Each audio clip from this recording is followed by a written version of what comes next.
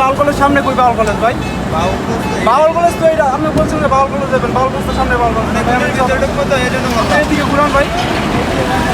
হঠাৎ করে রাস্তায় দেখা যায় শিক্ষার্থীদের, তারা আবারও কাজ করছে ট্রাফিকের। তারা আমাদেরকে জানায় পুলিশ বিভাগ ও ট্রাফিক পুলিশ কাজে যোগদান করেছেন, তবে রাস্তায় যানজট নিরসনে দেখা যাচ্ছে কম, যার ফলে সৃষ্টি হচ্ছে যানজট। আর এই কারণে ট্রেনের মতো লম্বা লাইনে যানজটে পরিণত হয়েছে রাস্তা।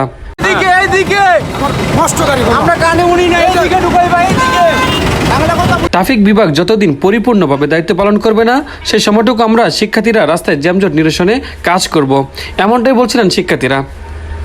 শিক্ষার্থীদের মধ্যে ফয়সাল কাইসার, সাকিব আদিল, ইসমাইল, বেলাল মাহিন, সিয়াম মেহেদি, জাহিদ তারা সবাই গাজীপুর চৌরাস্তা হতে টাঙ্গাইল মহাসড়ক, ময়মনসিংহ মহাসড়ক 3 ভাগে ভাগ করে ট্রাফিকের দায়িত্ব পালন করে।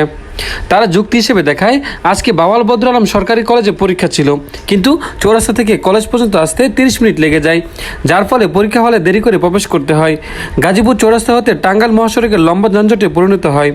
কিন্তু ট্রাফিক পুলিশের তৎপরতা কম থাকায় আমরা আবারও সাধারণ মানুষের সুবিধার জন্য ট্রাফিকের দায়িত্ব নিই আমরা কয়েকজন বন্ধুরা।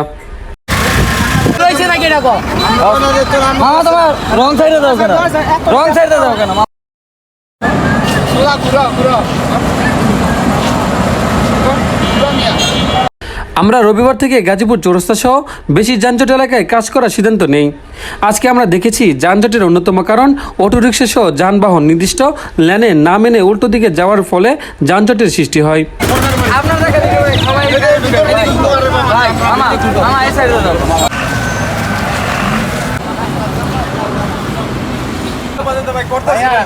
এখনো ভাই আমরা খাই নাই, ঠিক আছে? আমরা কষ্টটা ভাই আমরা করেন না। আর যাইতে দেন না, এবার ছেড়ে দেন।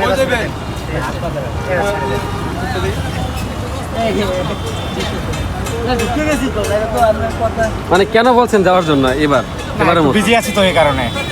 মানে কি কাজ করেন আপনি? আমি চাকরি করি গার্মেন্টসে, আমি একটু ঢাকা যাব, ঠিক আছে? এই কারণে একটু শুনেন তো, এই শিক্ষার্থীরা ঠিক আছে, বুঝতে পারছি, দুপুর থেকে কাজ করছে, বুঝছেন? ঠিক আছে, ওনারা এইবার মোটন ছেড়ে দিবেন, ঠিক আছে?